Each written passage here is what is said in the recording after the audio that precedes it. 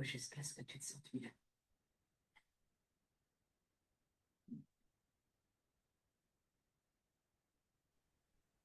Alors, dans ce cas, que Dieu te garde, Guglielmo.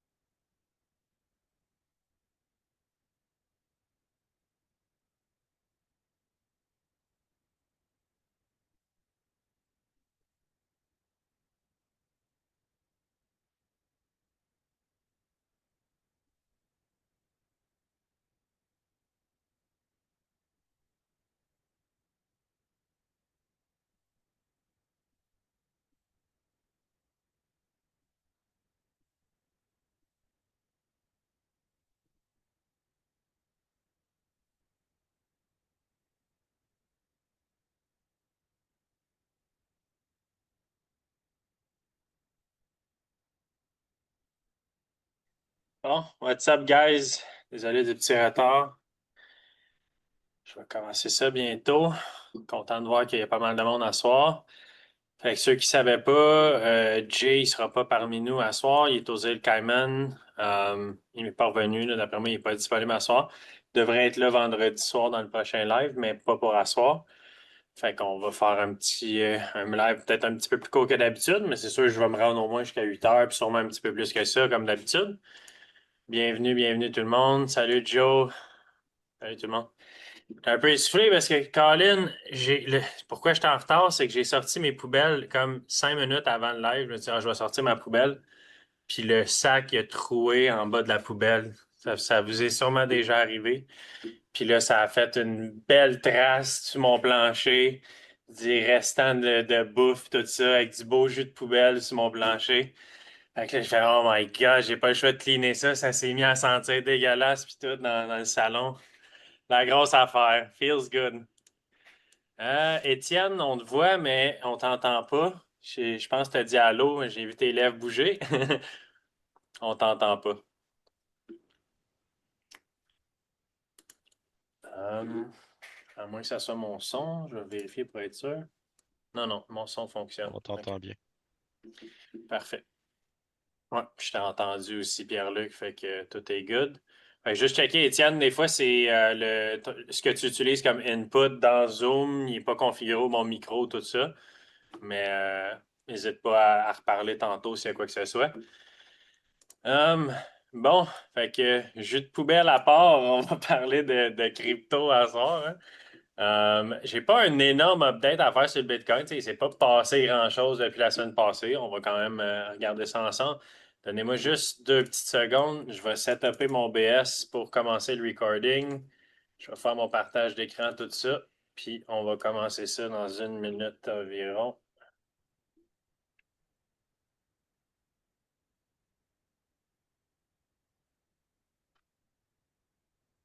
Yes. Fait que je vais y aller avec le petit disclaimer habituel. On commence ça. Donc, bienvenue dans ce live du 12 août 2026. Le Trading Floor est une plateforme éducative et n'est pas réglementée par l'Autorité des marchés financiers. Il est important de noter que Trading Floor ne gère aucun fonds, n'est pas un fonds d'investissement et ne fournit aucun conseil financier. There you go. Je vais aller avec mon partage d'écran et on va commencer ça sur le Bitcoin.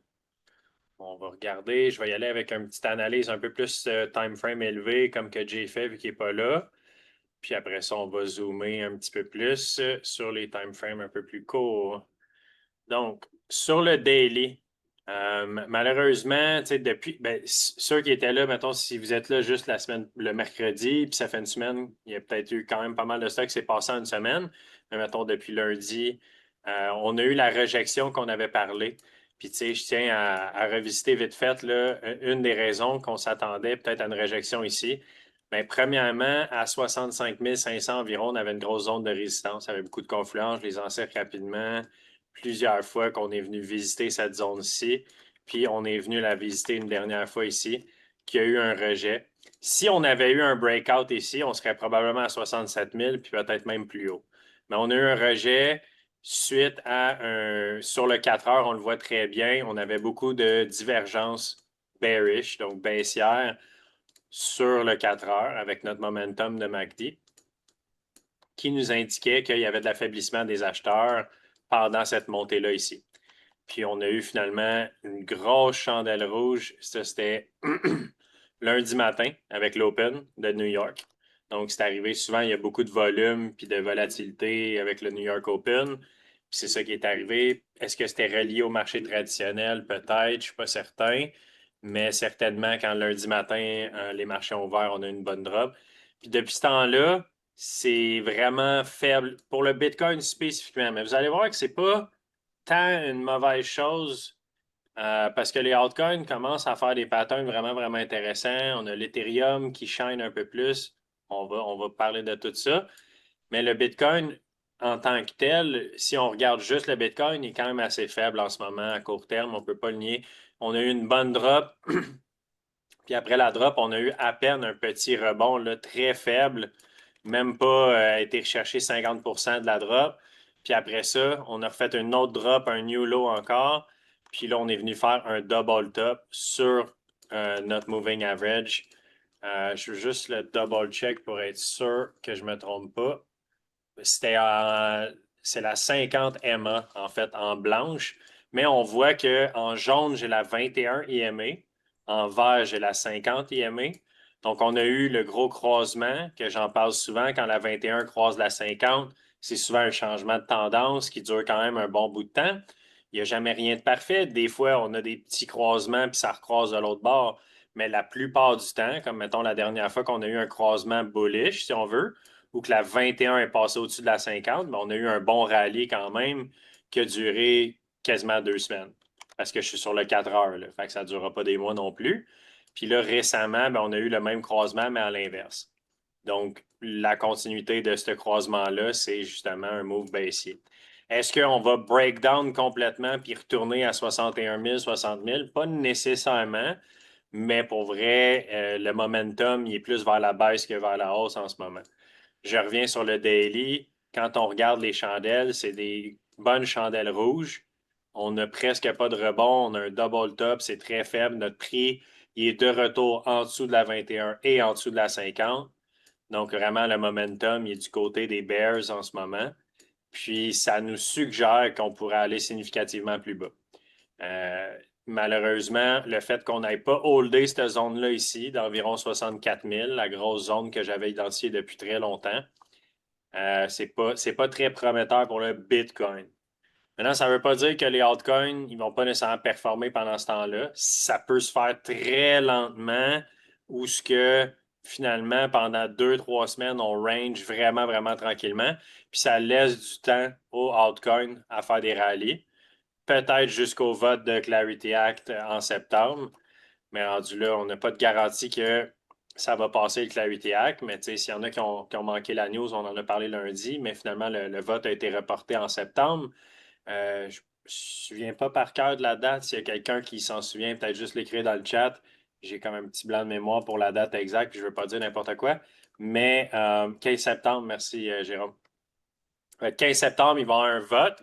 Si dans le fond, on avait des dates au mois d'août, initialement le 7 août, la semaine passée, le 10 août, tu sais, la semaine passée, il était supposé avoir de quoi, mais ça n'avait jamais été confirmé qu'il allait y avoir un vote pour le Clarity Act. Mais là, ils veulent vraiment faire un vote le 15 septembre. Puis ça, c'est confirmé qu'il va avoir un vote. Au final, il n'y a rien de 100%. Il pourrait être remis, mais au moins, il y a une confirmation qu'il y a un vote qui va être fait le 15 septembre. Jusqu'à preuve du contraire, on s'entend. Tandis qu'il n'y en avait pas de confirmation officielle pour la semaine passée, c'était plus des rumeurs. Est-ce que ça veut dire qu'il va vraiment arriver? On ne sait pas. Avec Trump, là, c'est impossible de prédire. Mais ça reste qu'on en a déjà parlé. On est à la 99-yard line ou la 1 yard line, je veux dire, comme au football, où ce qu'on est à une verge de la ligne d'arrivée.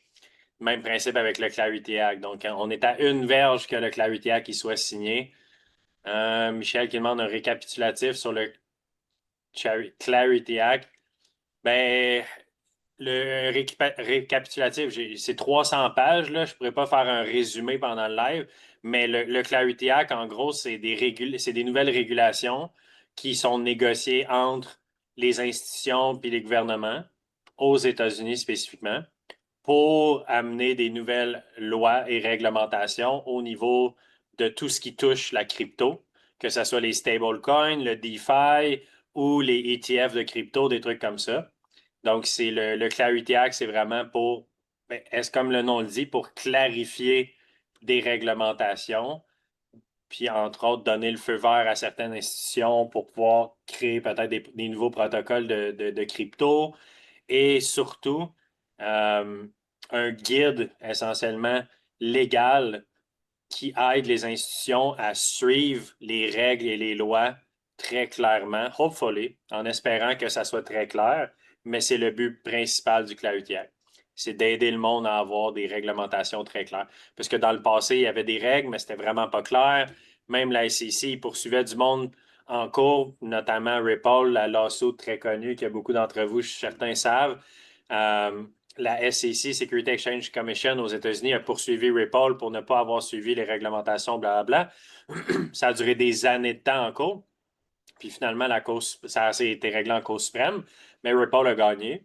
Donc, ça montrait que la SEC faisait une poursuite qui n'était même pas ben, c'était peut-être justifié à ce moment-là, mais au final, il était dans le tort.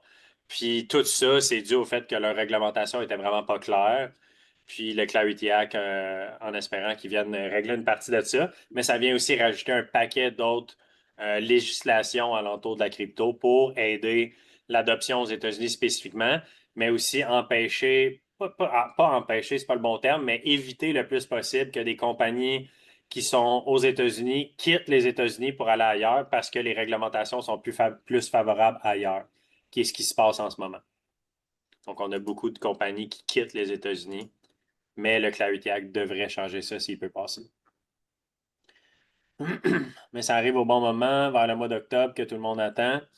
Ouais, et si on parle de, mettons, le cycle avec le bottom, tout ça, ouais, ça fit peut-être étrangement. Tu sais, c'est-tu de la grosse manipulation? Puis c'est prévu depuis le début qu'ils retardent ça jusqu'au mois d'octobre finalement. Puis ça fit avec toute la théorie des cycles de 4 ans, etc. Très probable, rendu où ce qu'on en est. Ça se peut aussi que ça fasse en sorte que le cycle n'est pas complètement brisé. Là. Ça reste qu'on est déjà très proche de la fin du cycle. Mais ça se pourrait que finalement le bottom il est en septembre au lieu d'octobre, tu sais, qu'il soit devancé un petit peu. si Clarity Act qui passe, mais ça va être quand même 4 ans. La théorie des cycles va rester là, mais peut-être pas au jour près, là. Ça veut-tu vouloir que ça sera plus décentralisé? Kaz, non, je suis pas sûr qu'est-ce que tu veux dire exactement, mais non, le decentralized finance, ça va continuer d'exister. Il va juste avoir des régulations aux États-Unis spécifiquement par rapport au Clarity Act.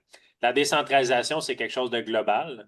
Si on parle de, puis c'est pas toutes les compagnies qui sont globales, mais je donne un exemple, le mining du Bitcoin, c'est partout dans le monde. C'est pas du DeFi comme tel, mais c'est un système qui est décentralisé. Puis peu importe les réglementations qu'ils vont avoir aux États-Unis, ça n'empêchera jamais le monde d'aller miner ailleurs qu'aux États-Unis, par exemple. Admettons que dans le Clarity Act, ils rendent le mining de Bitcoin illégal. Ça ne change rien parce que c'est un système qui est décentralisé. Le monde va aller le faire ailleurs. Fait qu'au final, ça reste que c'est local aux États-Unis, Clarity Act. Il va peut-être avoir des pays qui vont suivre le Clarity Act. Ça, c'est une autre histoire. Mais si une compagnie qui opère aux États-Unis, en ce moment, elle va devoir comply, elle va devoir suivre les nouvelles régulations qui vont résulter du Clarity Act. S'ils ne sont pas contents avec ça, ben, ils peuvent aller offshore, ils peuvent quitter, comme beaucoup le font en ce moment, parce que les régulations ne sont pas favorables à opérer aux États-Unis. Puis c'est un petit peu comme au Canada, c'est encore plus sévère aux États-Unis, mais au Canada, on est barré sur beaucoup de plateformes. Fait que ça devient difficile, des échanges comme Binance, ces affaires-là, Maxi, des échanges qu'on tradait longtemps, puis à cette heure, c'est rendu illégal de trader là-dessus au Canada. Fait que c'est des compagnies qui, si, mettons, tu voulais lancer un échange, un site d'échange centralisé comme Binance, tu ne pourrais pas faire ça au Canada. C'est illégal, littéralement.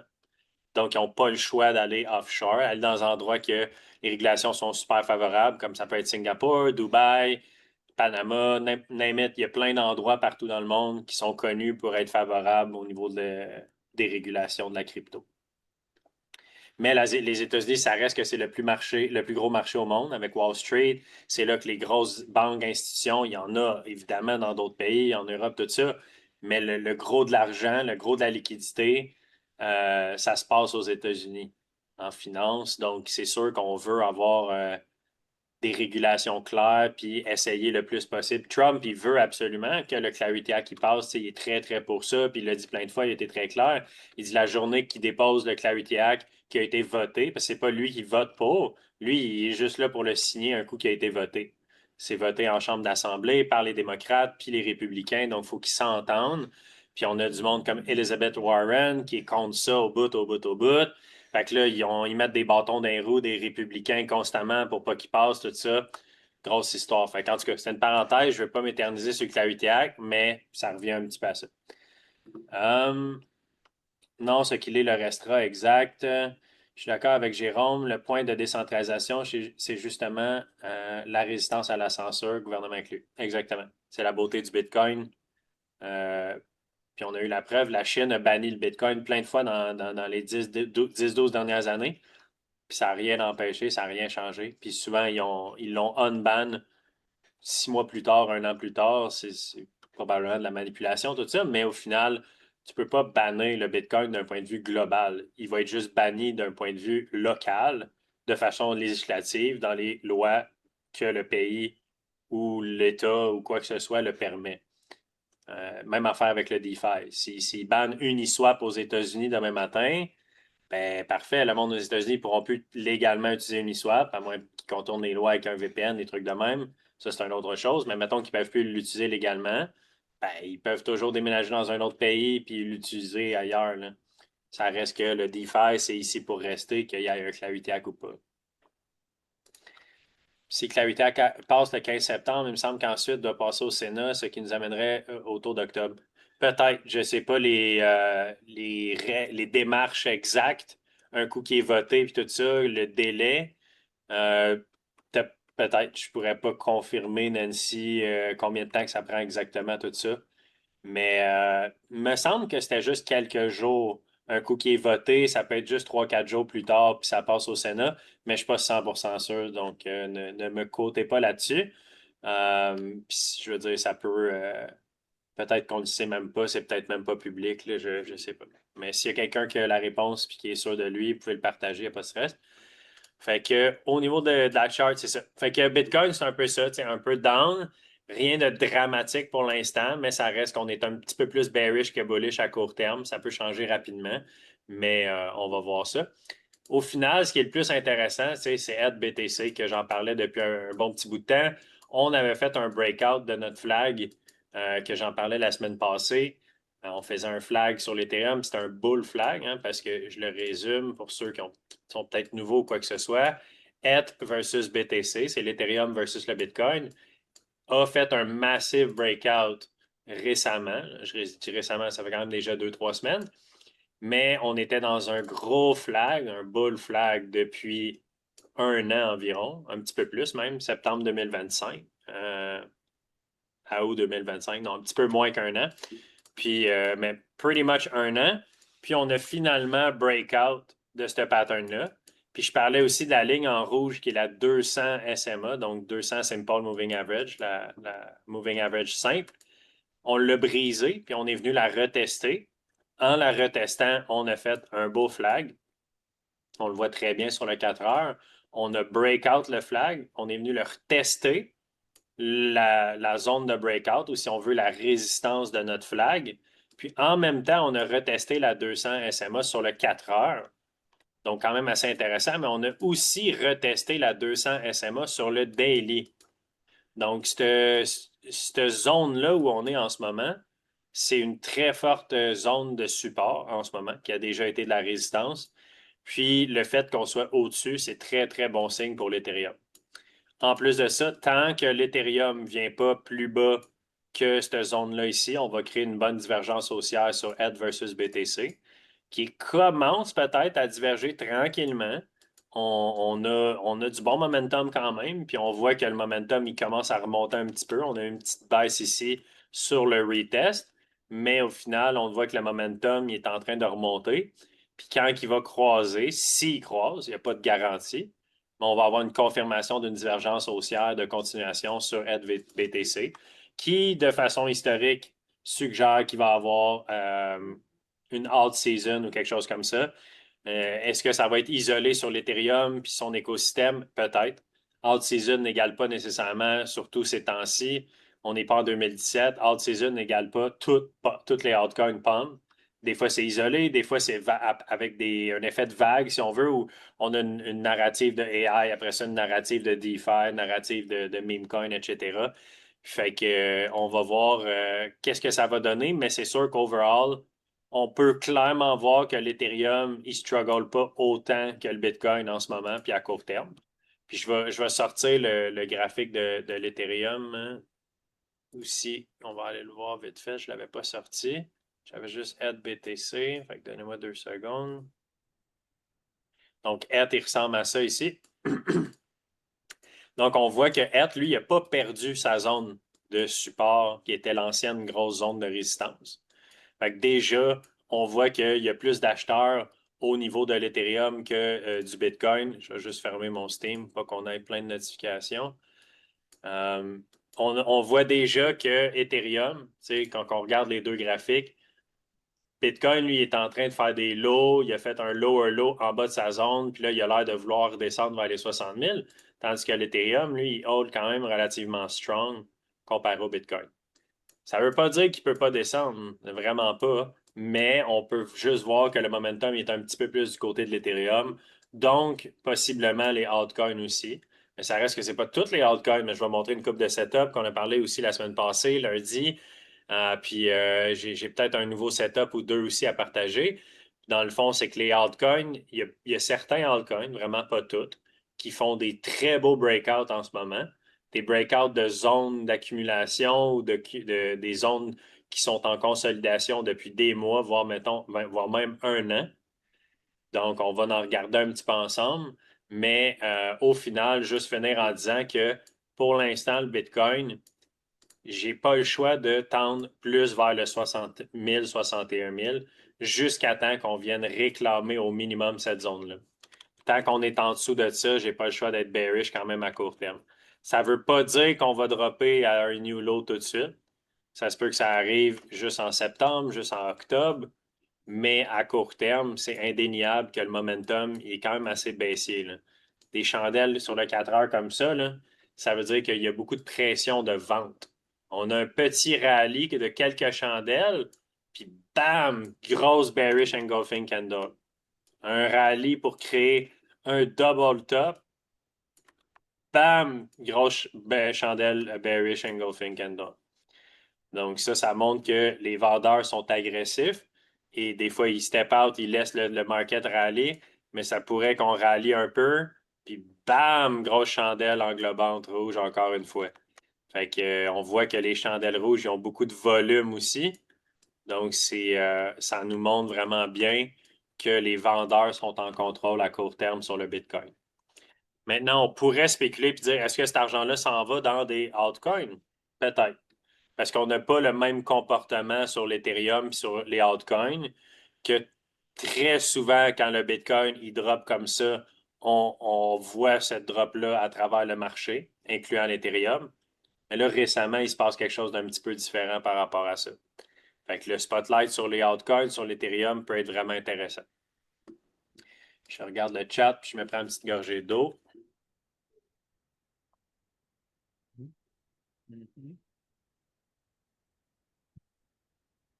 Tu as ajouté du Zama à ton wallet. Quel autre token as-tu pour ton wallet long terme?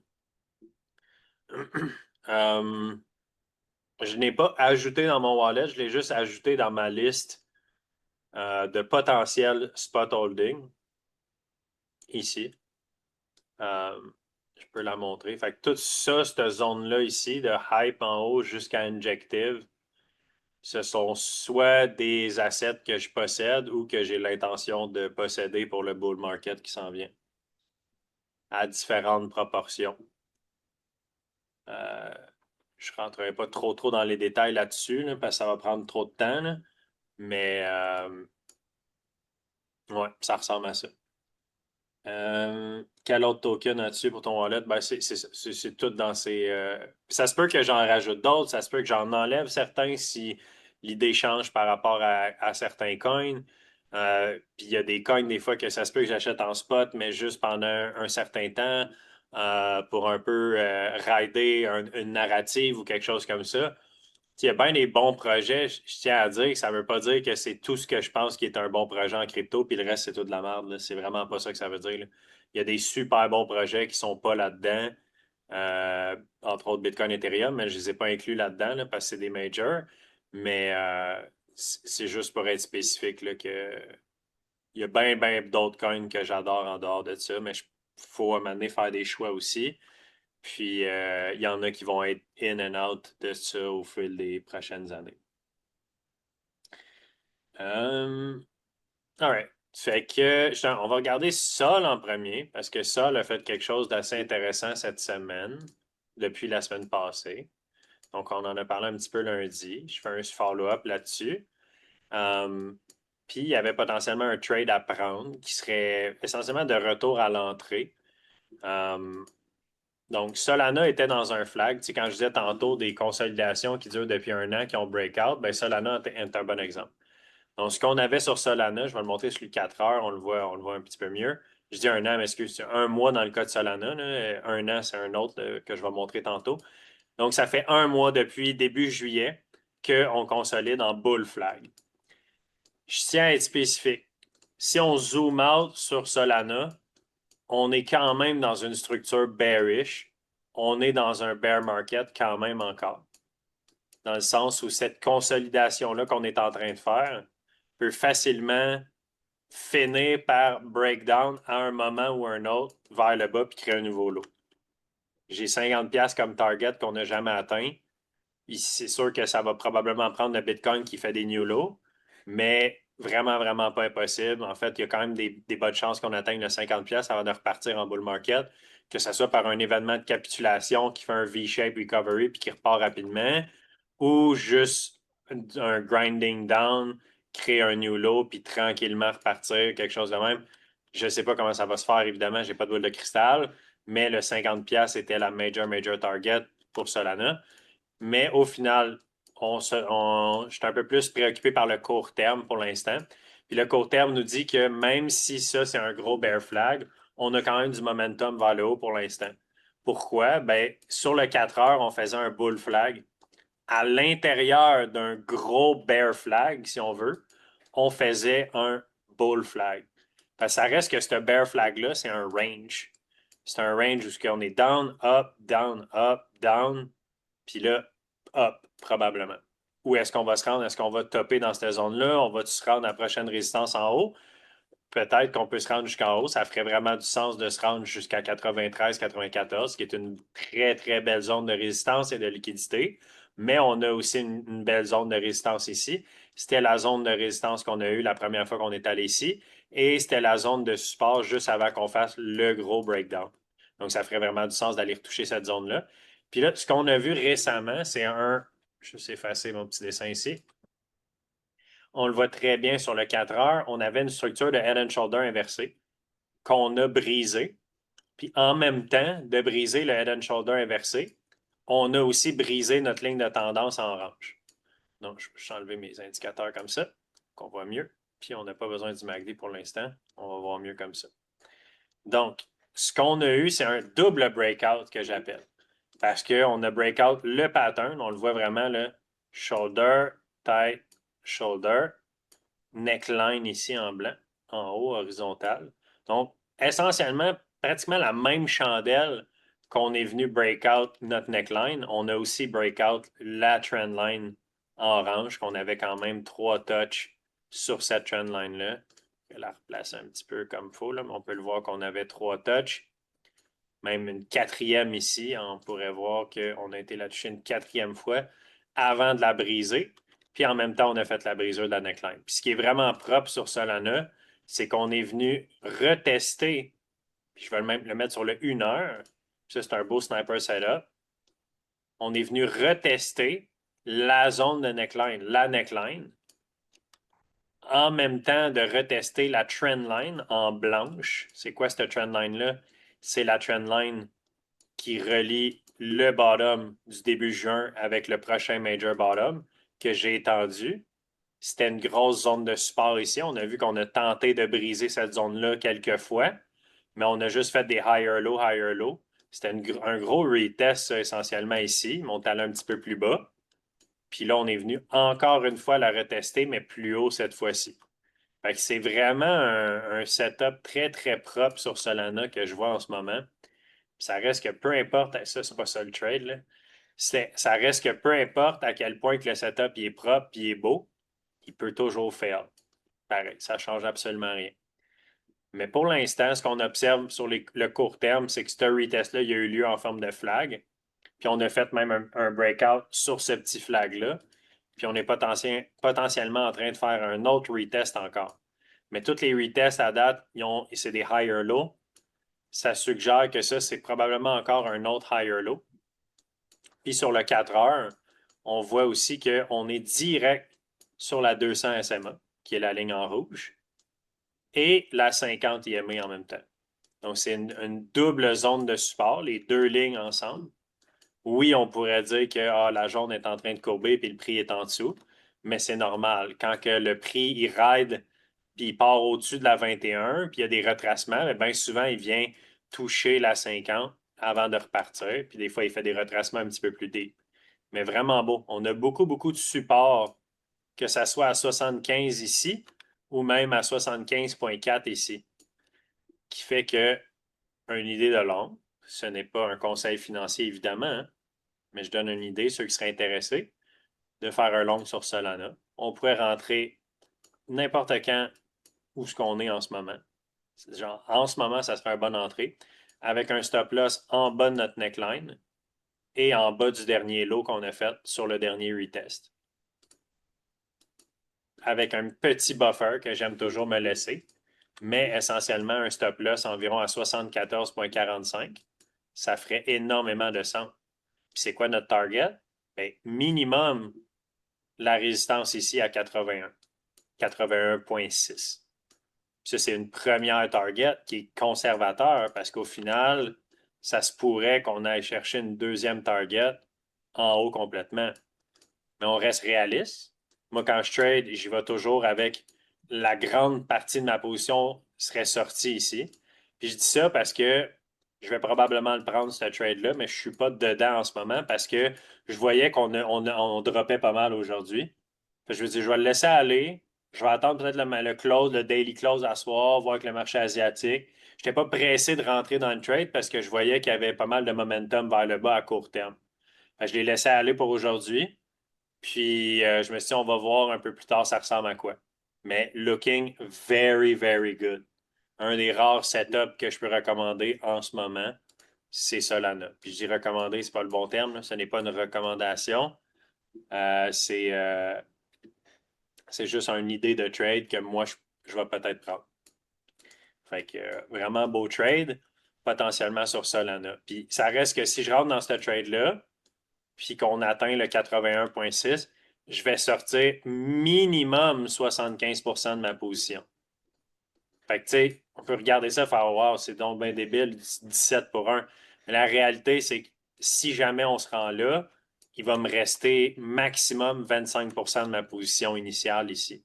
Qui peut être quand même très payant pareil, mais je ne ferai jamais dans un setup comme ça du vrai 17 pour 1 dans le sens où je ne vais jamais, mettons, risquer 1000$ pour aller faire 17 000 dans ce trade-là. C'est pas comme ça que ça se passe, même si ça dit 17 pour 1 parce que je vais sortir la grosse, grosse partie de ma position ici. Puis je vais m'en rester peut-être une petite partie en montant mon stop loss dès qu'on fait un petit renversement, quoi que ce soit. Fait que that's pretty much it pour Solana. Très beau setup. Vraiment, vraiment. Euh, Puis ça fait un peu, je vais parler de Pump en premier, je vais l'ajuster parce que Pump.fun, c'est, j'en ai parlé aussi, on a parlé d'un trade la semaine passée qui est techniquement, je sais, il y en a qui l'ont pris le trade, j'en avais parlé dans le live. Euh, Techniquement, le trade est encore ongoing, super beau. Il y a vraiment du beau momentum. On a eu un petit retracement, venez toucher la 21 MA sur le 4 heures, puis on a vraiment l'air de vouloir partir. Fait que Solana est impacté excusez, indirectement par les news qu'il y a eu de Pump.fun. Ceux qui n'ont pas vu la nouvelle passer, Pump.fun, premièrement, c'est une infrastructure de meme coin, donc c'est un launchpad où le monde, n'importe qui peut lancer un meme coin sur Pump.fun, puis il peut aussi le trader. Donc, c'est aussi un decentralized exchange, donc on peut trader sur la plateforme et faire des lancements de meme coin. Mais il y a énormément de volume, vraiment beaucoup, beaucoup, et de revenus. Puis la semaine passée, on a vu les chiffres, ils ont dépassé Hyperliquid. Hyperliquid était le protocole qui faisait le plus de revenus depuis quelques mois. Ça faisait quand même un bout qui était number one puis qui leadait au niveau de tout ce qui est décentralisé. Puis Pump.fun les a surpassés. C'est gros là, quand même, là, parce que Hyperliquid était en tête de quand même pas mal. C'était une classe à part. Mais là, on pourrait qualifier Pump.fun dans la même classe que Hyperliquid, du moins en termes de revenus, puis en termes d'importance du volume, puis tout ça. Fait que, en plus de ça, l'équipe de Pump.fun, ils ont annoncé que pendant 12 mois, puis ça va peut-être être plus au final, mais au moins 12 mois, au moins, puis ça peut être un peu plus que ça, mais c'est au moins 50% de leur revenu va être utilisé pour buy back and burn le token, comme Hyperliquid a fait, il y a à peu près 6 mois, qui a déclenché un méga bull market sur Hyperliquid. Est-ce qu'on va voir le même effet sur Pump.fun qu'on a vu avec Hyperliquid dans les derniers mois? Honnêtement, fort probable. Et ce, même si le Bitcoin puis l'ensemble des cryptos a des bonnes drops, on l'a vu avec Hyperliquid, qu'est-ce que ça peut faire? Des campagnes de buyback and burn agressives avec beaucoup, beaucoup de revenus. Mais ça fait que c'est des coins qui sont souvent pas corrélés avec le reste du marché, qui performent extrêmement bien, qui pull back presque pas, puis qu'on peut rider avec plein de trades, comme on a tradé Hyperliquid plein de fois all the way up. Puis il y en a plein qui ont fait de l'argent avec Hyperliquid dans notre communauté. Ça fait longtemps qu'on en parle. Ben, Pump.fun, c'est le new kid on the block. Ça ne va pas remplacer Hype, là. C'est pas un compétiteur à Hype de toute façon. Là. Ils ne sont pas dans le même marché exactement. Mais ils ont clairement été inspirés par ce que Hyperliquid a fait avec les revenus utilisés pour buy back and burn, les tokens et tout ça. Puis avec le volume puis les revenus que Pump.fun ils font en ce moment, puis ça continue de monter, puis on n'a même pas commencé le bull market encore, là. Gardez ça en tête, là. Ils font du volume en malade en ce moment, comme Hyperliquid, là. Hyperliquid, c'est la même affaire, mais ça, vous le savez depuis longtemps. Pump.fun, un launchpad puis un échange de meme coin fait beaucoup, beaucoup de volume en ce moment. Puis il n'y a personne quasiment qui parle de meme coin. Fait que c'est vraiment gros en ce moment ce qui se passe sur Pump.Fun. Je vous dirais garder un œil sur Pump.Fun. Il y a beaucoup de setups de trades qui sont possibles, comme le dernier. Ça peut être des setups d'home run. Ça, c'est un beau setup que j'ai parlé la semaine passée. Ben simple. On a un breakout d'une zone de résistance. On a un retracement. Quand on vient renverser le renversement, on prend le trade.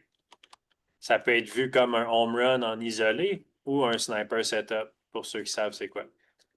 Fait que c'est des très, très beaux setups, relativement faciles. On se complique pas trop la tête. Pas besoin d'avoir 18 indicateurs, puis des fair value gap, puis tout ça. Vraiment juste un flag qui break out après avoir retracé sur un support. That's it. Des fois, c'est bien, bien simple le trading. Puis pour l'instant, on est à mi-chemin à notre target. Avec la première target, 0.0032, s'il y en a qui sont encore dans le trade, mais pour vrai, je vois pas notre fun aller beaucoup plus haut que ça. J'en ai parlé, là, j'ai d'autres targets, mais ça reste qu'on peut pas nier le fait que ça, c'est une grosse zone de résistance.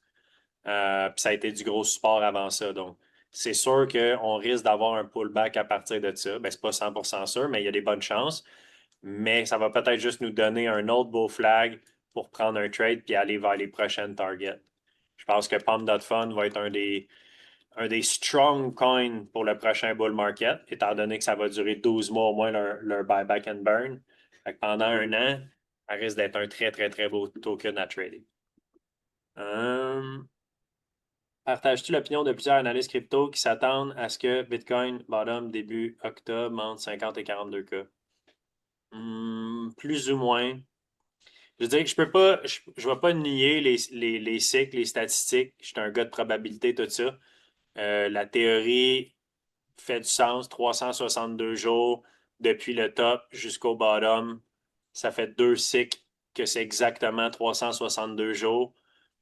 Les probabilités nous disent que, on pourrait dire jamais 203 ou que si ça a été deux fois exactement le même chiffre, ben, il y a quand même des chances que ça soit une troisième fois le même chiffre. Mais d'un autre côté, je suis pas soudé à ça du tout, plus que ça. Puis pour moi, c'est comme, oui, c'est un pattern qu'on a observé, mais les patterns, c'est des figures, si on veut, probabilistiques et non absolues. Je vais le dire comme ça. Ce qui veut dire qu'il ne faut pas mettre tous nos œufs dans le même panier en se disant, moi, exemple, parce que j'ai parlé à du monde que je sais que c'est ça qui se disait, du monde qui sont on the side en ce moment, mettons, sont en stablecoin, puis ils veulent investir dans le marché, puis ils disent, ah, moi, je vais attendre le bottom au mois d'octobre pour acheter. C'est correct, c'est leur décision. Mais ça, c'est juste c'est des convictions basées sur de l'absolutisme, que je pourrais dire.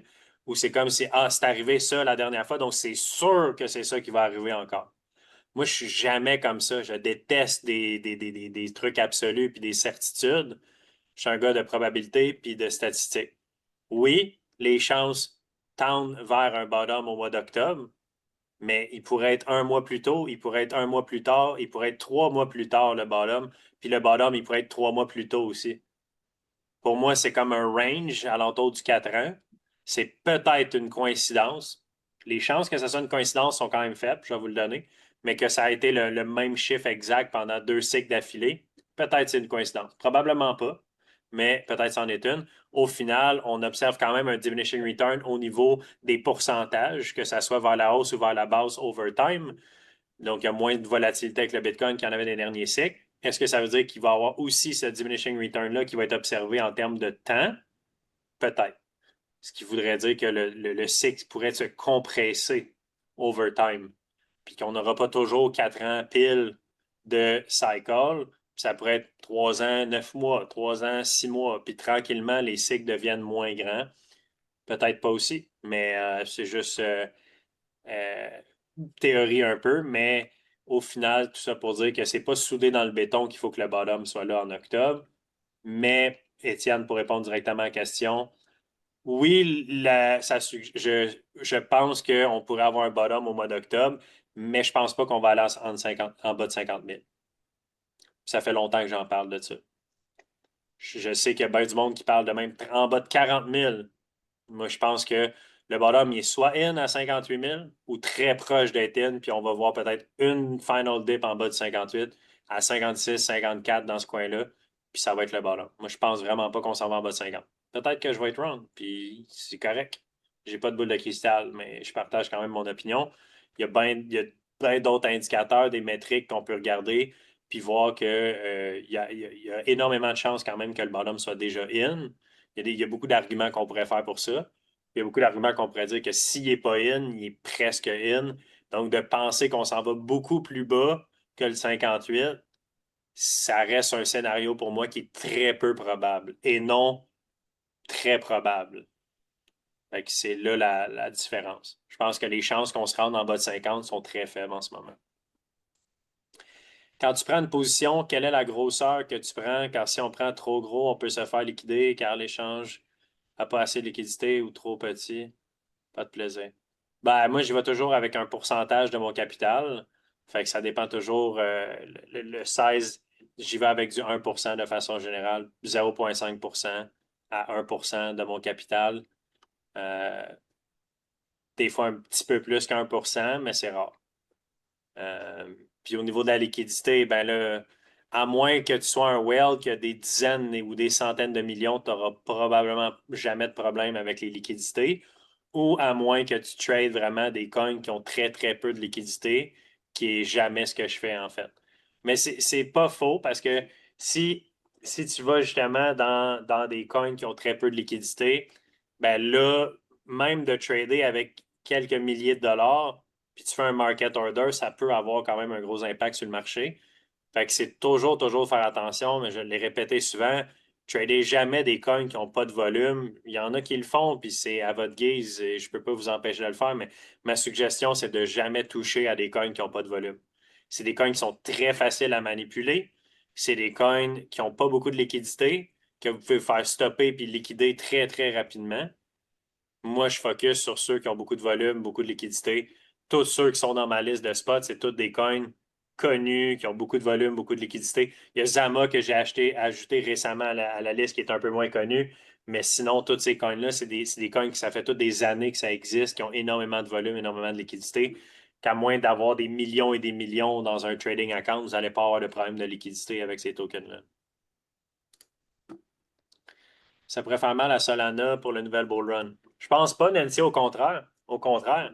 Palm.fun est sur Solana, ce qui veut dire que chaque fois qu'il y a une transaction qui est faite sur Palm.fun, elle requiert des sols pour payer les frais de transaction.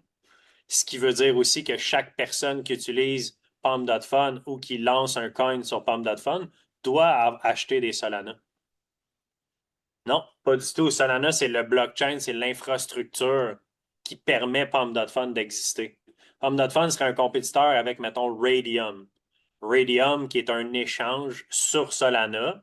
Eux autres sont peut-être un peu plus, euh, je dirais pas dans le trouble, mais si on veut, pour un peu répéter ce que tu dis, c'est pas trop bon pour Radium, si on veut. Ça va faire mal à Radium, mais certainement pas à Solana, au contraire. C'est pour ça que probablement que Solana performe très bien en ce moment à cause du spotlight sur Pump.fun. Donc, beaucoup d'investisseurs, d'institutions peut-être, ils ont les yeux virés sur Solana en ce moment avec ce qui se passe avec Pump.fun. Pas de problème, Nancy. Hum, pas une date précise, mais environ. Donc, toi, tu fais quoi pour prendre des positions long terme? Du DCA, Étienne. Dollar cost average, ça a toujours été ça. Ça fait des années que je fais ça pour investir. Euh, on ne peut pas se tromper avec du dollar cost average. Je n'essaie pas de timer. Puis ça, c'est en dehors de mes trades. J'ai un account de trading qui est en US dollar. Je fais des setups de trade, tout ça, in and out, swing, etc. Ça, c'est indépendant de mon DCA à long terme. Mon DCA, c'est j'achète à tous les mois, j'achète, j'achète. J'ai de l'argent de côté que j'ai gardé pour ça. Même si vous n'avez pas nécessairement, mettons, une job qui vous amène un surplus de revenus, ça peut être juste parce que vous avez cash out des profits ou sorti du marché à un moment dans le passé, il y a 6 mois, un an. Puis peu importe le montant, j'aime pas ça de parler de montant, c'est pas important. Peu importe le montant que vous avez en US dollars, si vous étiez là depuis une couple d'années, vous avez peut-être pris du profit, vous êtes sorti du marché avec X dollars. Mais ce X dollars-là, la meilleure façon de le remettre dans le marché dans un bear market, c'est en faisant des pourcentages de ce X-là à chaque mois. depuis une couple de mois. Quand on atteint, moi j'ai commencé à DCA depuis 3-4 mois à peu près. Peut-être même 5-6, je ne me souviens pas exactement quand. Mais quand on a vu la grosse drop dans le fond, c'est au mois de février. J'en ai parlé dans la communauté en crypto. Je sais que ce n'est pas tout le monde qui est dans la formation, mais j'ai commencé à acheter et à accumuler du Bitcoin quand on a eu la grosse drop à 60 000. Puis à tous les mois depuis ce temps-là, je rachète un petit peu de crypto. Fait que parce que j'avais fait de l'argent dans le dernier bull market. J'étais sorti du marché dans le coin de 100 000. J'ai pas vendu au top à 125. C'est dur, pogner le top. Mais quand on a commencé à faire des renversements puis tout ça, je suis sorti du marché, pas mal, vendu pas mal toutes mes altcoins, tout ça. Après ça, j'ai mis ça en US dollars puis j'ai attendu. J'ai attendu que les prix fassent du sens pour moi. J'ai pas attendu, j'attends pas jusqu'à octobre là, en me disant j'attends le bottom, le cycle, tout ça, parce que je sais pas for sure que ça va arriver. Fait que j'ai attendu que les prix fassent du sens pour moi et non le temps. À 60 000 Bitcoin, ça faisait du sens pour moi de commencer à réaccumuler et d'acheter des altcoins aussi, des altcoins qui ont droppé bien plus que le Bitcoin pendant ce même time frame-là, des altcoins qui valaient des fois 3, 4, 5 fois plus que ce qu'ils valent aujourd'hui. Puis ça, c'est des prix qui étaient vraiment intéressants pour moi. Qui descendent plus bas ou pas au mois d'octobre, jusqu'au mois d'octobre, ça m'importe peu. Moi, j'ai des prix que je trouve vraiment intéressants en ce moment pour l'ensemble des cryptos. Donc, j'accumule. Mais j'achète à tous les mois. Puis, j'ai encore du dry powder, si on veut, du capital pour acheter si on continue de descendre un petit peu. Mais je peux être honnête avec vous autres, je suis exposé à peu près à 80-85 dans le marché en ce moment. J'ai pas de problème à admettre ça. Puis peut-être qu'il va y avoir une grosse drop, puis je vais regretter un petit peu. Mais au final, c'est ça ma stratégie. Puis genre, je vais le regretter à court terme en me disant, ah, j'aurais peut-être dû garder un petit peu plus de capital pour acheter plus bas. Mais je ne suis pas inquiet que je ne le regretterai pas dans un an ou deux quand on va être en bull market. Puis peut-être que le bottom il est déjà in. Puis ça, je l'aurais regretté énormément de ne pas avoir fait du dollar cost average plus tôt si le bottom il est déjà in. Puis j'avais en tête d'attendre avec la grande partie de mon capital pour le mois d'octobre ou quoi que ce soit. Avec dollar cost average, je ne vais pas vous tromper. Acheter un petit peu à chaque mois pour le long terme, c'est la meilleure façon de s'exposer au marché des cryptos puis de faire de l'argent sans se casser la tête.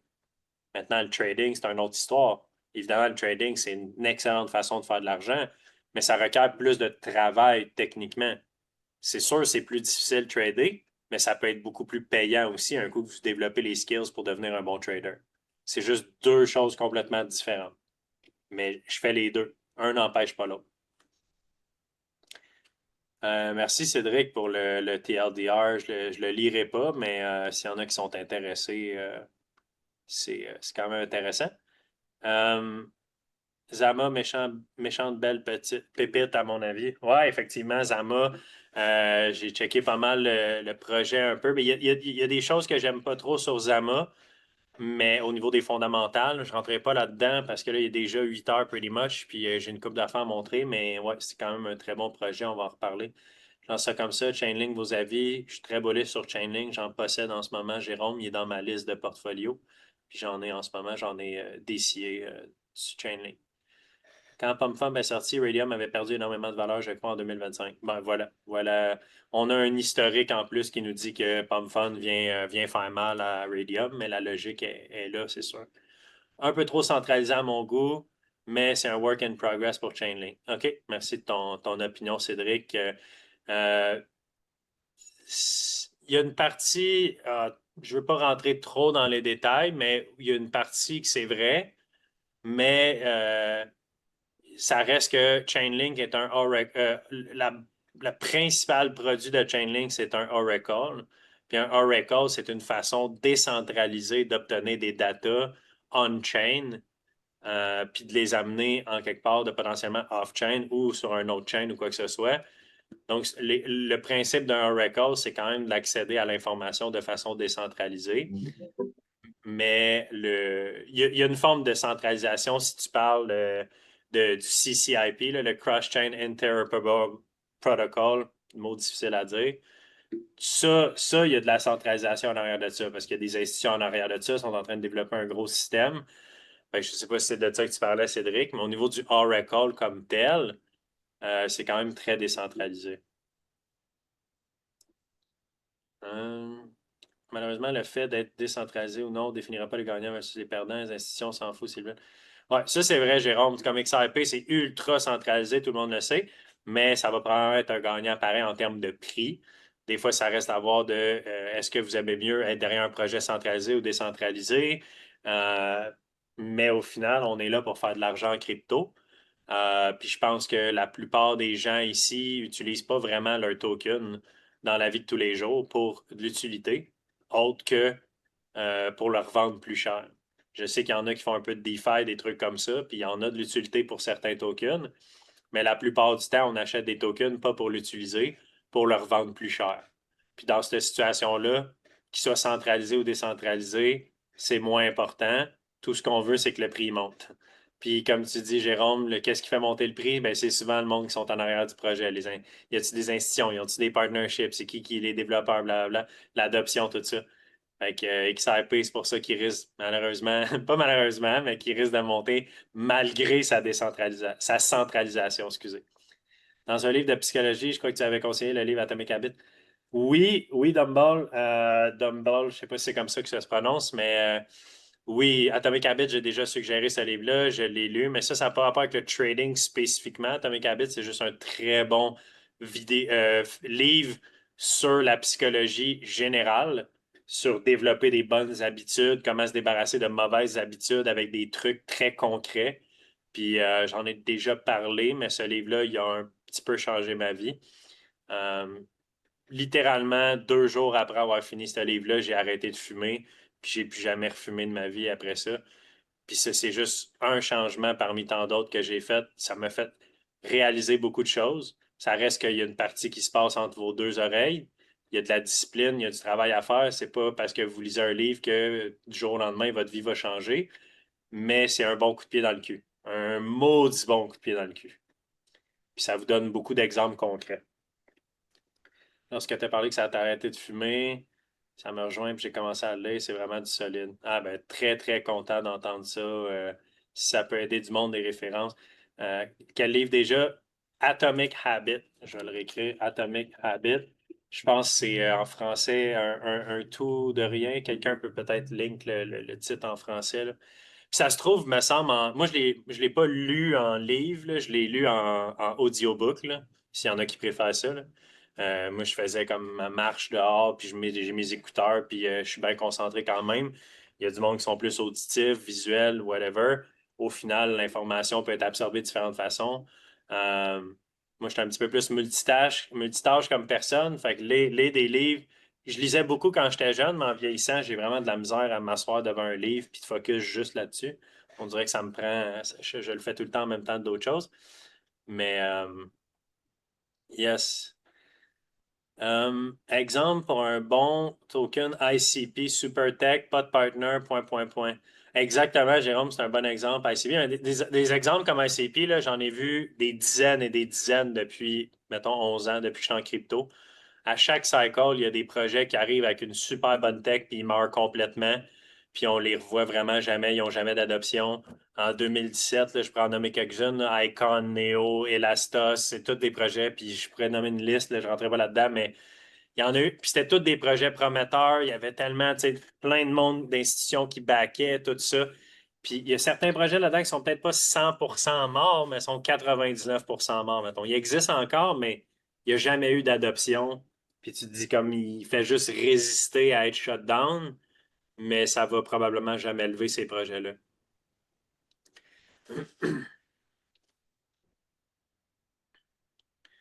Fumer quoi? Je fumais la cigarette puis le cannabis.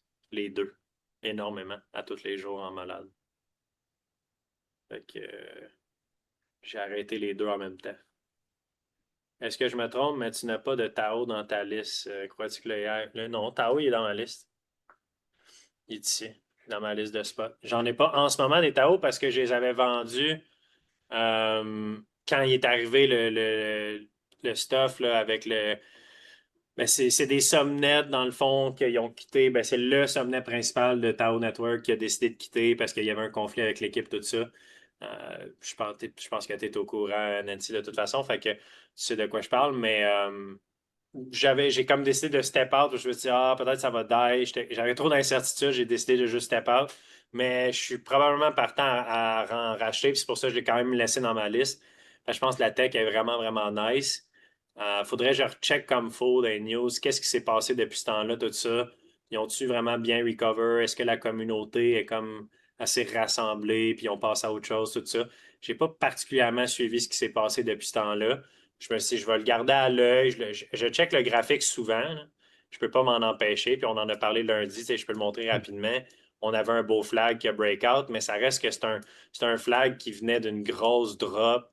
C'est un wedge qu'on appelle plus qu'un flag parce que c'est pas un bear flag, mais c'est pas non plus un bull flag. Fait que c'est plus un wedge suite à une descente. Oui, on a eu un breakout, puis j'avais suggéré peut-être un trade que j'ai pas pris. Ça, c'était une suggestion de trade potentielle. Mais tu vois, il est quand même encore beau, par exemple, Tao, honnêtement. Justement, j'avais dit que si on pouvait venir retracer la zone, faire un retracement dans ma zone en rouge ici, puis en même temps, on est venu toucher la 200 SMA sur Tao. On a fait un flag, puis on l'a break out le flag, puis on est venu faire un retest avec un higher low.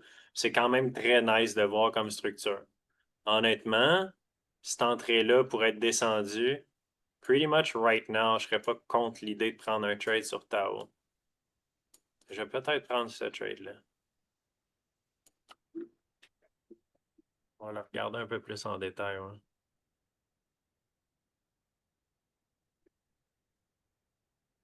Vraiment intéressant parce qu'on est aussi en train de faire une très belle divergence haussière sur le 1 heure qui suggère que cette deuxième drop-là ici est pratiquement terminée puis qu'il y a vraiment beaucoup plus de momentum sur les acheteurs que sur les vendeurs en ce moment.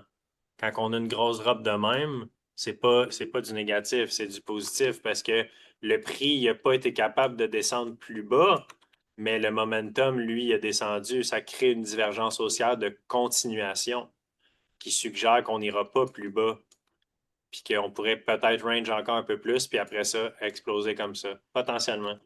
Vraiment intéressant comme trade. Tu sais, Asia viennent juste d'ouvrir. Ça peut être un beau trade. J'aime mieux quand même dire que Tao est pas particulièrement beau dans les derniers mois. C'est pas le token qui a le plus de momentum, mais localement puis à court terme, je trouve que c'est une très belle structure. Puis si j'étends ma zone pour le fun, voir ça nous amène où, on voit que ça nous amène quand même à des key levels qui remontent à très très loin dans le temps. Puis même juste un petit peu plus loin, on a quand même des zones de support assez importantes qui ont été créées à ce niveau-là. Fait que de mettre un stop loss en bas de cette zone-là, c'est quelque chose que je serais très confiant de faire.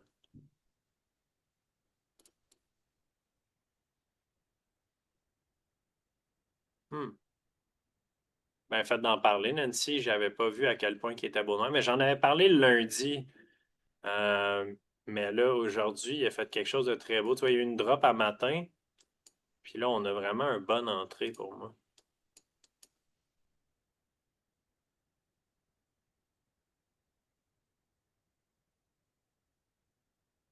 Hmm. Touché à 200. C'est vraiment un beau trade, ça.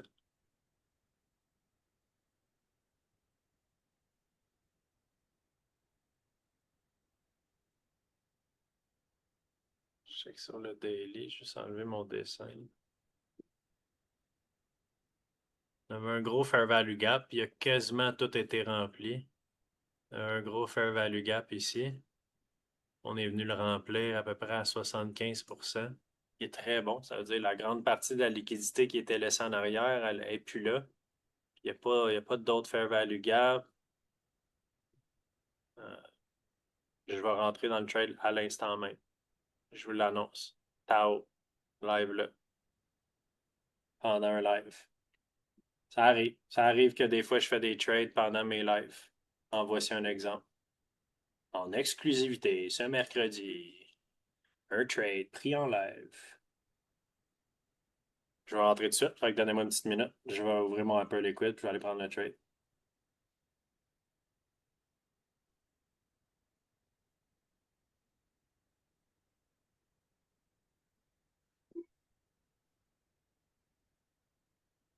c'est que si je suis pas tombé dessus aussi par hasard, toute cette analyse-là, là, je l'avais faite depuis un petit bout, j'en avais parlé lundi passé. Fait que je l'avais en tête, potentiellement un beau trade à faire. Stop loss. Personnellement, mon stop, je l'aime en bas, pas du dernier lot, mais en bas de l'autre juste avant, pour me donner un peu plus de jeu à 196,3. 16,3.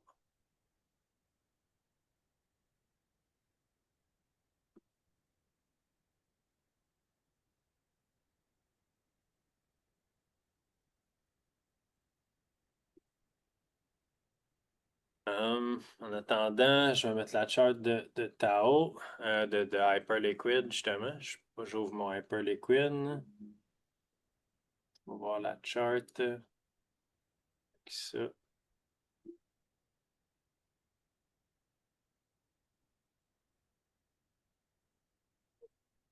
Mhm.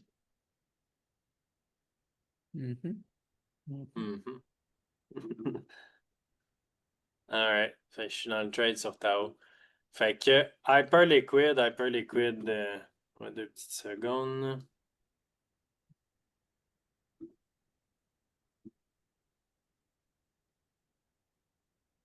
Mon trading view il est buggé. Oui, qu'est-ce qui se passe?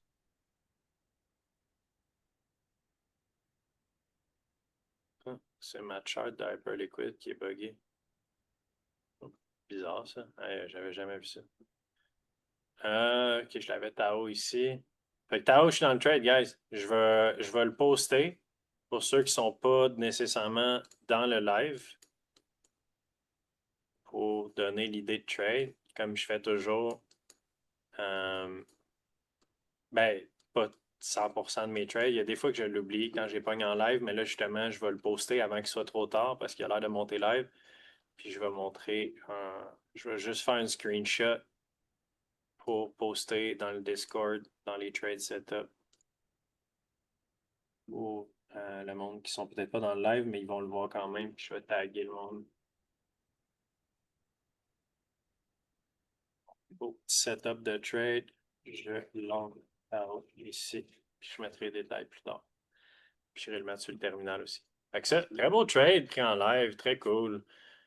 Fun de prendre des trades en live. Ça n'arrive pas toujours qu'on a des trades setup pendant le live. Solana, comme j'ai dit aussi, pourrait être pris live là. Solana, je l'avais-tu pris le trade setup ou pas? Non, je ne l'avais pas pris.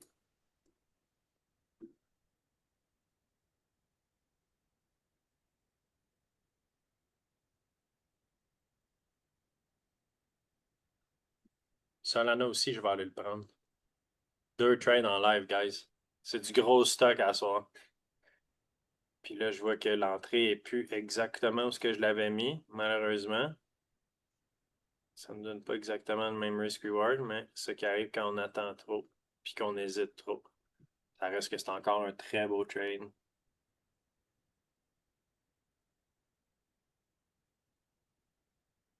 Long sur Solana, guys. Que je prends, no financial advice. Ce sont 2 trades que je prends. Si vous décidez de prendre les trades, c'est votre argent, c'est votre risque. Je ne suis pas responsable des pertes ni des gains. Vous êtes les responsables, évidemment, de vos gains. Je prends sol. Très cool. 2 trades. Mon stop loss, il est à 74 et 45 sur Solana. Lighter. Lighter, il est pretty good, mais il y a eu un liquidity sweep aussi. J'avais checké pour peut-être le prendre. J'ai hésité un peu. Il est très volatile, Lighter. Je ne veux pas prendre trop de trades en même temps non plus. On semble avoir un Asia quand même assez beau, mais sais, ce qui me fait aussi hésiter à prendre trop de trades, là, c'est le Bitcoin. Si le Bitcoin était vraiment beau en ce moment, là, je prendrais sûrement 5 trades. Ben, tu sais, j'aurais peut-être déjà été dans les trades plus tôt, là.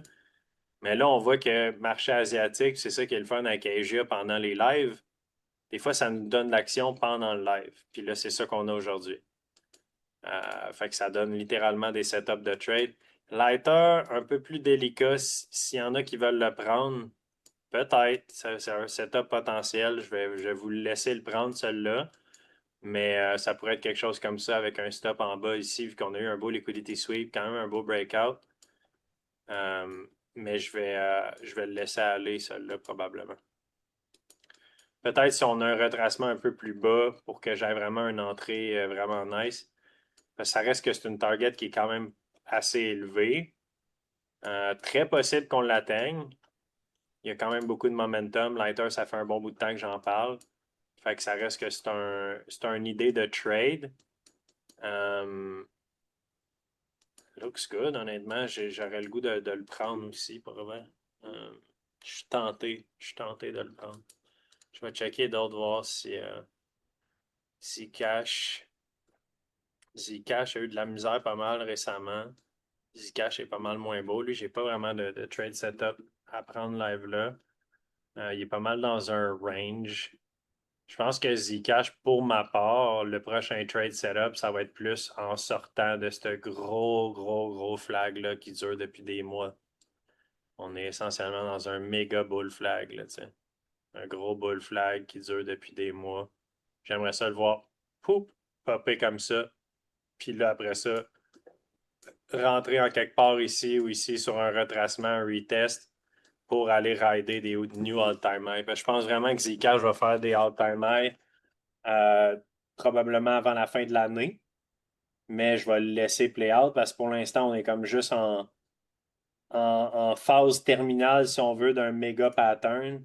Puis ça peut juste consolider de même pendant encore un bout de temps puis finalement exploser.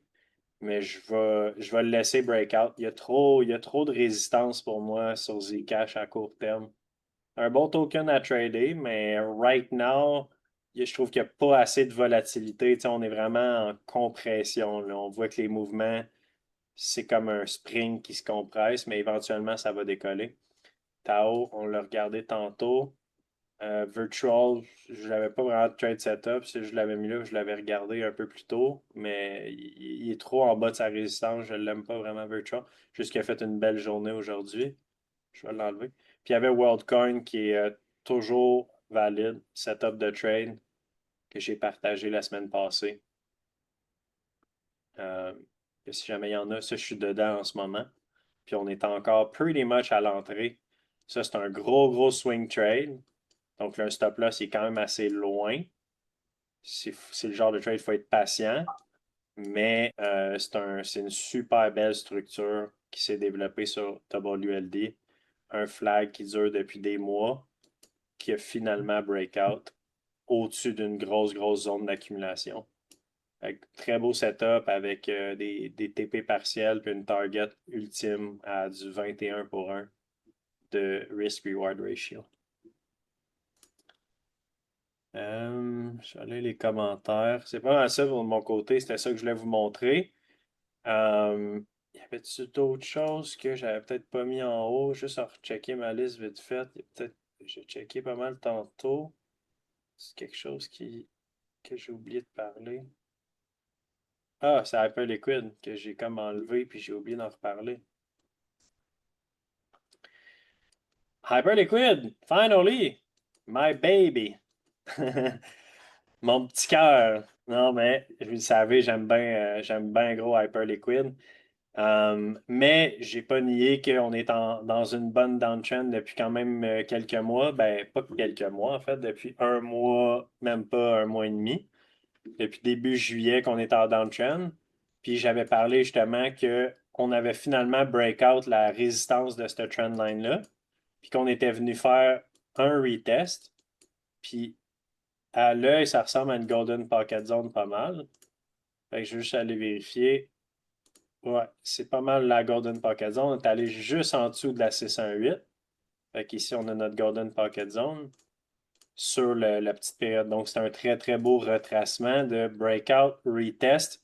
Non seulement retest de la trendline, la zone de résistance ici, mais en plus, c'est la Golden Pocket Zone. Donc, évidemment, c'est la zone probabilistique de retracement. Puis, on voit qu'il y avait même un peu de confluence dans cette zone-là ici dans le passé. Donc, belle zone de probabilité. On a créé vraiment une nouvelle base ici. J'en parlais, je disais, ah, je suis pas convaincu encore d'Hyperliquid parce qu'on est quand même dans une structure de lower high, lower high, lower high. Puis ça, c'était lundi là, qu'on était encore dans cette structure-là. Fait que je disais, ouais, pour vrai, ça se pourrait si on fait un new low, qu'on fait juste un lower high encore, puis qu'on redescende vers les 50. Et là, on a breakout aujourd'hui. Avec une journée relativement bearish pour le Bitcoin, là, tu sais, Bitcoin a droppé le matin puis hier. Mais Hyperliquid, il a monté. Mais c'est pas juste Hyperliquid. On voit qu'il y a bien des altcoins qui sont en train de wake up en ce moment. Fait que tout ça pour dire que peut-être que Hyperliquid est reparti. S'il est reparti, honnêtement, la target, je veux dire, il y a plusieurs résistances avant, mais ça va être certainement un all-time high si c'est vraiment un changement de tendance. Il y a juste une affaire qui reste pour moi à confirmer ça, puis c'est de briser le high ici de 58. Si on est capable de revenir en haut, faire un new high ici, là, je vais être extrêmement bullish sur Hyperliquid. Pour l'instant, il y a du bon momentum.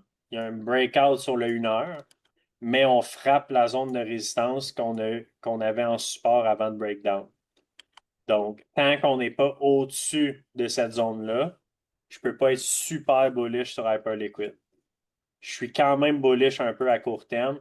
Je n'ai pas de trade setup, par exemple, sur Hyperliquid right now, étant donné qu'on est direct sur une zone de résistance. Mais s'il y a moindrement de momentum, il va la briser, la zone, comme de rien.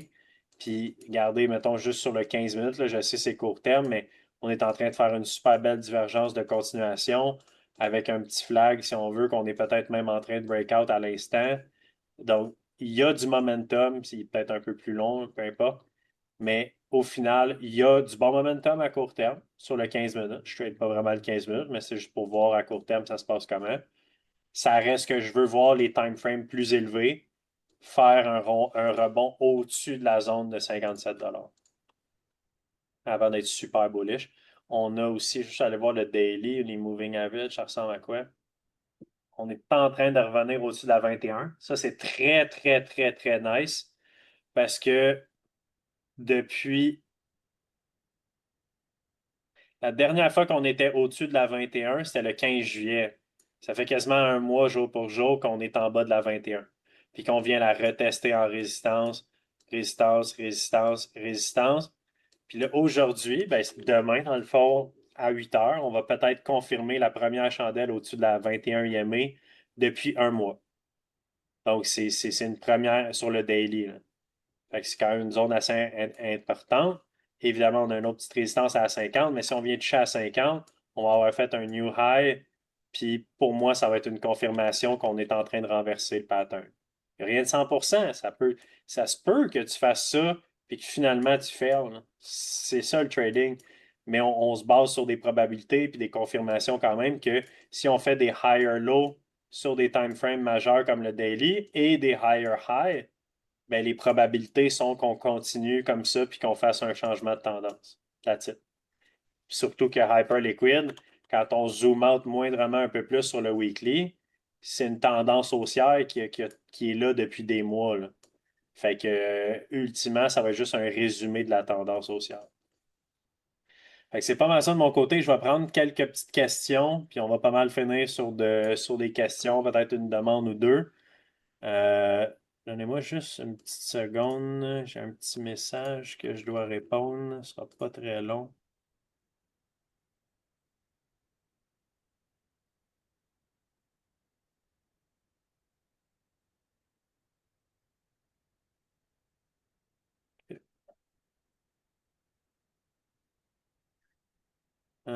Fait que je remonte un peu le chat.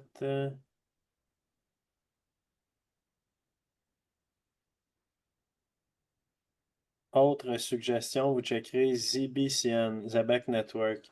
J'en ai entendu parler un peu, juste aller voir la chart rapidement.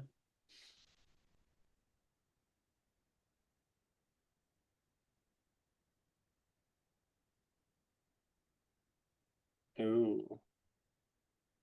C'est-tu la bonne chart, ça? Il y a pas mal juste un ZBCN.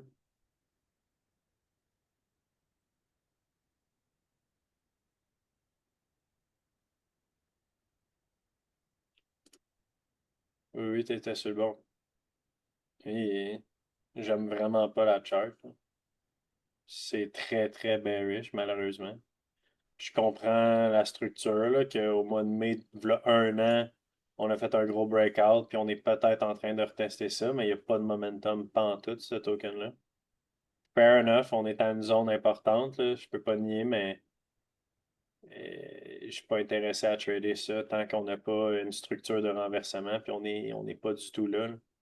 Sur le weekly, là, c'est juste down only depuis des mois.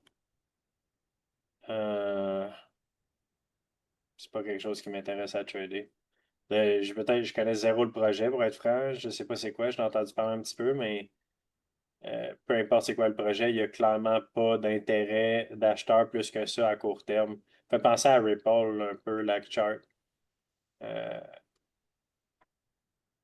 je montre Ripple rapidement, vous allez comprendre. Ouais, c'est ça.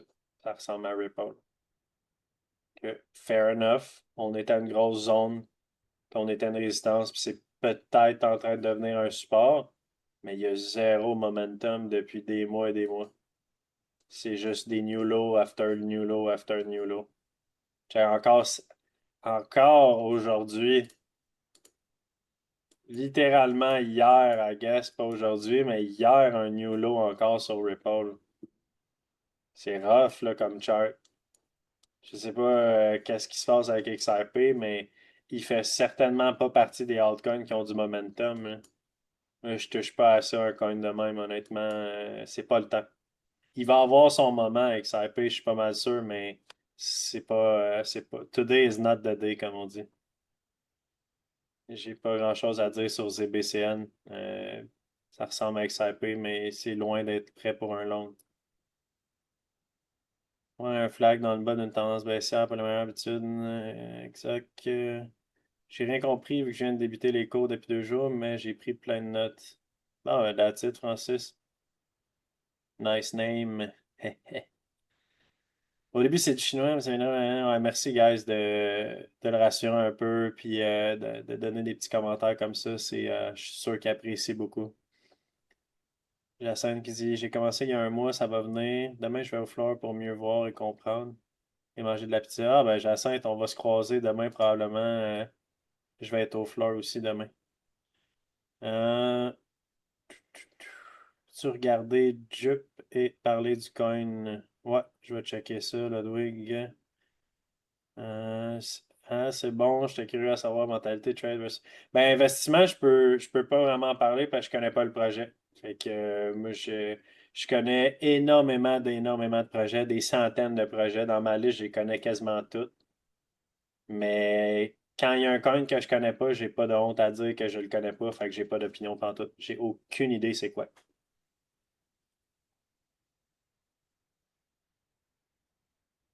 Euh, Fait qu'on va finir avec Jup, puis je vais pas mal arrêter ça là pour le live pour ce soir. Euh, donc, Jup, je l'avais ici, ouais.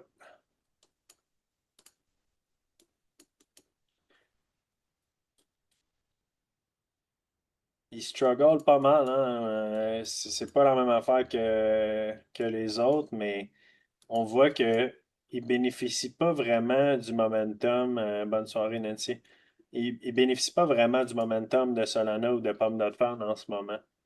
Il est moins beau que Solana, puis beaucoup moins beau que Pomme. En ce moment, on est de retour en bas d'une zone quand même assez importante. Pour que ça soit bullish, un token comme ça, il faut au minimum que tu hold au-dessus d'une zone de support qui était souvent une ancienne zone de résistance. sais, ici, on avait beaucoup de confluence à cette zone-là. On a tenté de holder cette zone-là des 19 à 20 cents à peu près pendant quand même longtemps, là, pendant un mois de temps environ, un petit peu moins. Mais on l'a break down. On a fait un lower low, lower high. On n'a pas été capable de réclamer la zone. On est venu la retester en résistance. Puis depuis ce temps-là, on a fait un new low. Donc, le momentum, il est vraiment pas du côté de Joe. Il y avait, dépendamment de ce que tu regardais, il y avait un short potentiellement à prendre ici qui aurait pu être beau à faire sur le retest bearish avec des targets qui peuvent aller jusqu'à potentiellement la trendline en bas. Ça aurait été un beau short, honnêtement. Parce que, je veux dire, on a eu notre breakdown, on est venu retester, puis quand ça a commencé à redescendre un peu, il y avait moyen de faire un short, vu qu'on venait de perdre la grosse zone, puis est en train d'être retesté en résistance. Puis techniquement, on serait peut-être à mi-chemin à notre target. Mais je veux dire, oui, on a un petit niveau de support ici. Je peux te donner, c'est la seule espoir, si on veut, que Jupiter il bounce ici. Potentiellement, là, c'est sûr, surtout si Bitcoin il bounce ou quoi que ce soit. Puis peut-être si Ethereum il y a un gros rallye. Ça reste que cette zone-là est quand même, il y a quand même pas mal de confluence. Donc, ça a été support ici, ici, résistance, résistance, beaucoup de fois des résistances, support encore ici. Donc, énormément de renversements qui ont été faits à partir de cette zone-là.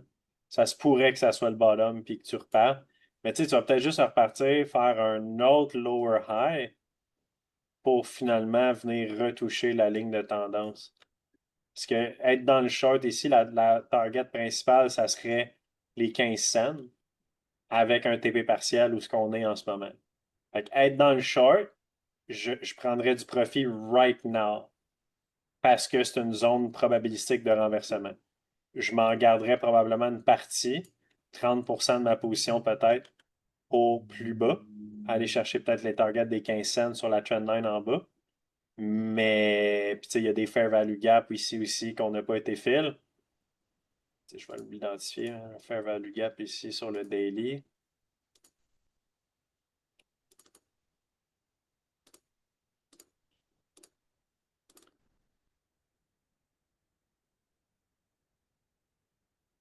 Peut-être ça serait une target peut-être un petit peu plus réaliste qu'aller direct sur notre ligne de tendance. Euh, Puis si on l'étend, tu sais, ça pourrait être sa ligne de tendance, puis prendre vraiment comme 2 mois avant de venir chercher ça. Ça, c'est un scénario quand même assez bearish, évidemment. Le scénario neutre, je dirais même pas bullish, c'est qu'on vienne bouncer ici, vu que c'est une belle zone de bounce, qu'on vienne faire un autre lower high. Donc, essentiellement, un deuxième retest de cette zone-là en résistance, puis que là, on vienne chercher le fair value gap en octobre, novembre, whatever. Ça peut se faire plus vite que ça. Puis après ça, on repart peut-être en bull market, mais struggling. Il y a de la misère, Joe. Il y a de la misère, malheureusement. T'es vraiment mieux à juste holder du Solana que du Jupe en ce moment.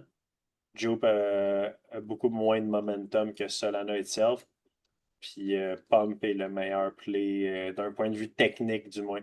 Fondamentalement, Jupe, j'adore le projet fondamental.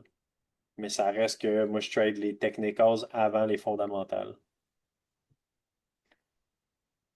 Oui, c'est ça que j'ai fait. J'étais en short 50% du trade. Bon, ben that's it. Ah, ben good job. Si t'as pogné le short, c'était vraiment un bon short, potentiellement. Mais c'est ça. Right now, on est quand même sur une zone qui pourrait avoir un bounce.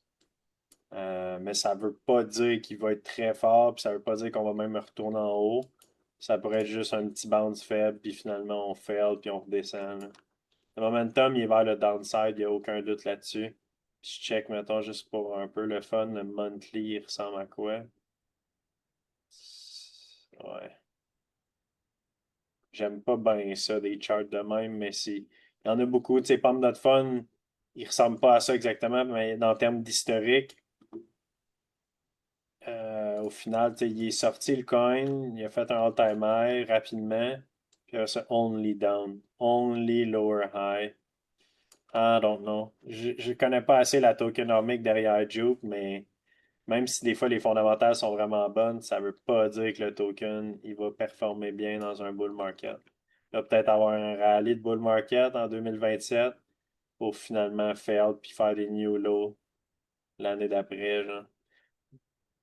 Ces tokens-là, des fois, il n'y a juste pas assez de demande. Il y a peut-être une mauvaise tokenomique. On voit que le volume descend, descend, descend par rapport aux anciens cycles.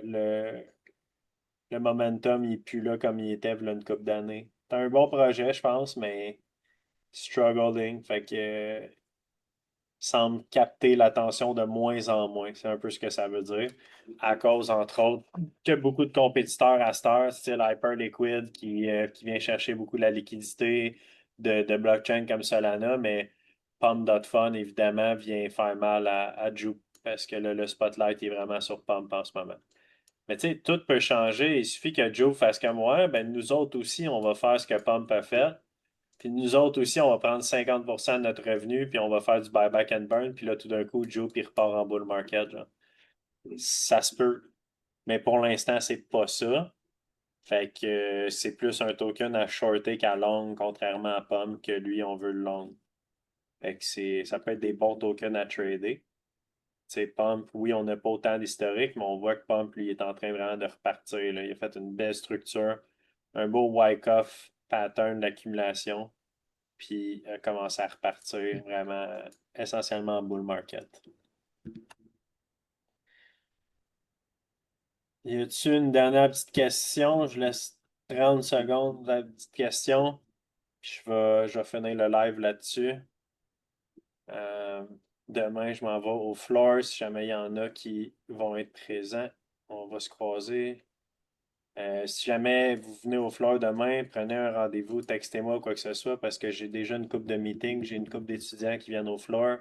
J'ai déjà un horaire avec eux autres. Fait que si vous voulez venir me voir ou quoi que ce soit ou avoir un petit meeting avec moi, dites-moi le d'avance. Ouais, Jacinthe, justement, je pense, on n'avait pas cédulé, il me semble, Jacinthe, si je me souviens bien.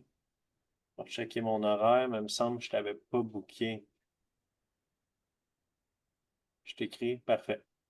Tu peux m'écrire soit sur Discord ou par texto, il n'y a pas de trouble. Fait que, on va se booker ça. Merci beaucoup, j'aime bien Navex pour le long terme. Parles-tu du protocole de lending sur Sui?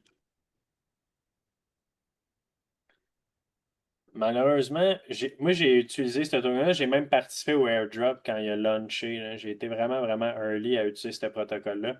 C'est un bon protocole à utiliser, mais le token, il est vraiment affreux, par exemple. On va le montrer, là, parce que tu t'en parles, je vais finir là-dessus. Il n'y aura pas grand-chose à dire de toute façon. Là. C'est affreux, affreux, affreux, malheureusement, Amanda. Fais bien attention avec un token comme ça. J'en ai déjà holdé, puis j'ai tout vendu ça, puis j'ai pas retouché à ça parce que une chart qui ressemble à ça, moi, j'ai vu ça trop souvent dans le passé, des charts qui ressemblent à ça, puis ça continue comme ça pendant longtemps, puis ça die tranquillement. Il n'y a juste pas de demande vraiment. Le token, il ne sert pas à grand-chose. Cool project, je l'ai utilisé souvent. J'ai fait du lending en book puis tout ça là-dessus. Puis j'aime beaucoup Sui, mais tant qu'à holder ça, je holderais Sui, qui est le cas pour moi. Puis le meilleur, Bluefin n'est pas mauvais, mais tu vois, la chart, c'est un autre projet sur Sui qui est quand même cool. Mais la chart est terrible, terrible, terrible. Puis non, Amanda, je pense pas qu'il a touché son bas. On peut pas penser qu'il a fait un bottom, un token comme ça, que ça soit Navex. C'est tellement dur avoir une opinion bullish là-dessus ou penser qu'il a fait un bottom. Euh, c'est vraiment une charte ultra bearish. Là. C'est le S&P 500, mais à l'envers. C'est pas pour rire. Mais j'en ai holdé des connes comme ça, puis ça finit rarement bien. Même, oui, même avec la faible capitalisation, ça ne change rien, la capitalisation. S'il n'y a pas de demande, même s'il est undervalued, le monde n'achètera pas le token. si le token ne sert à rien. Puis c'est un peu ça dans des cas comme ça. Le seul projet, le seul altcoin que je supporte, puis encore là, la chart est vraiment pas belle, mais c'est mon préféré, pareil, le meilleur altcoin de Sui, c'est des books. Parce que des books au moins, c'est le même genre de chart. Fait que je vais pas te dire qu'il est mieux que les autres. Mais au moins, ce protocole-là, il y a de l'utilité. Toute la liquidité de Sui on-chain, elle doit passer par des books. Fait que c'est un peu un genre de Uniswap, mais l'infrastructure de Uniswap, si on veut, mais par rapport à Sui. Fait que ça, c'est sûr que si Sui il fait un comeback, c'est sûr que ce projet-là va bénéficier de ça parce que c'est comme l'infrastructure de toutes les liquidités. Tu sais, Navex, Bluefin, tous ces protocoles-là, leur liquidité, elle vient de où? Elle vient de des books. Fait que c'est comme le meilleur bet, si tu veux bet sur un altcoin très volatile, mettons, de Sui. Mon opinion à moi, c'est que des books, c'est le meilleur bet. Mais j'en ai un petit peu en passant de des books, mais j'en ai vraiment pas beaucoup. Puis c'est tellement pas une belle chart, puis tellement risqué que je le mets même pas dans mes spot holdings, puis j'en parle pas trop. J'en parle dans le live, ça me dérange pas de le mentionner et de dire que j'en ai un peu, mais je veux pas le mettre dans mon portfolio parce que j'estime que c'est quelque chose de très risqué que je suis pas tant à l'aise, mettons, à suggérer à d'autres mondes ou quoi que ce soit. Évidemment, c'est pas des conseils financiers de toute façon, là, mais ça reste que c'est plus quelque chose que j'avais acheté euh, quand même un bon montant, peut-être dans le coin, je me souviens plus, je pense que c'était dans le coin de 4 cents au mois de février, peut-être un peu plus bas, 3 cents, je me souviens pas. J'avais acheté une coupe de 1000, rien de crazy. Puis je les ai juste jamais vendus. Fait que là, j'ai hold, puis je vais les holder tant qu'on ne sera pas revenu en bull market parce qu'il y a des chances que ça reparte et ça décolle. Mais ça se pourrait aussi que je perde tout cet argent-là, puis finalement, ça ne relève jamais. Fait que quelque chose, c'est high risk, high reward potentiellement. Ce projet-là, si Sui il relève vraiment solide, certainement que ce projet-là va retourner en haut de 10 cents puis avoir des retours assez insane. Mais ça se pourrait aussi que ça lève jamais, là. Fait que. Alright. Fait que that's it pour le live. Merci beaucoup, guys, d'avoir participé au live. Je vous souhaite une excellente fin de soirée. On va se revoir la semaine prochaine ou vendredi pour ceux qui sont en formation. Puis, yes, sir. Fait plaisir. Bonne soirée, guys. Ciao, ciao.